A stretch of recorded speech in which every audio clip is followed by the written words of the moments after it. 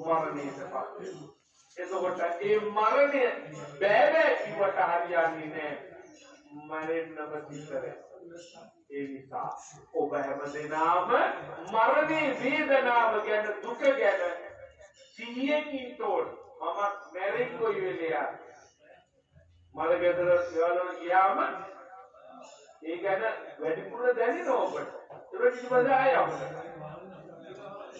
මැරෙන්නේ නැති අය වගේ තමයි ඉන්නේ. ඊළඟට අපේ සම්පයෝගෝ දුක්ඛෝ අප්‍රියන එක්වීම මහා දුක. ප්‍රිය විපයෝගෝ දුක්ඛෝ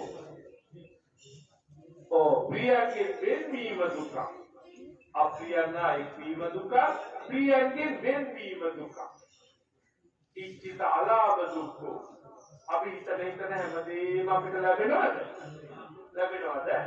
ලැබෙන්නේ ඒ හිතන දේවල් නොලැබී යාමේ දුක අපි ළඟ තියෙනවා.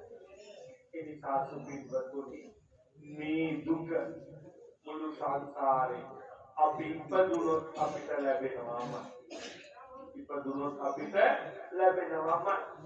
ඒ නිසා ඒ ඉපදීම නැති කරගත්තොත් අර දුක් නැති කරගන්න පුළුවන්කම තියෙනවා. එහෙනම් ඒ ඉපදීම නැති කරගන්න පුළුවන් ක්‍රමවේදයයි ඕනේ.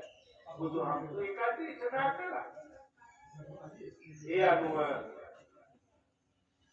දුක්ඛාර සත්‍ය, දුක්ඛ සමුදයාර සත්‍ය, දුක්ඛ නිරෝධාර සත්‍ය, දුක්ඛ නිරෝධ ගාමිනී පටිපදාර සත්‍ය.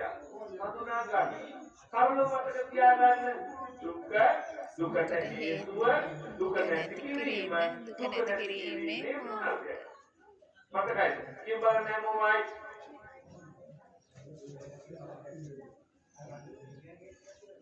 ඔය විදිහට සාධක හේතුවට අරගන්නේ. අයි කියවන්නේ මොකක්ද? දුකට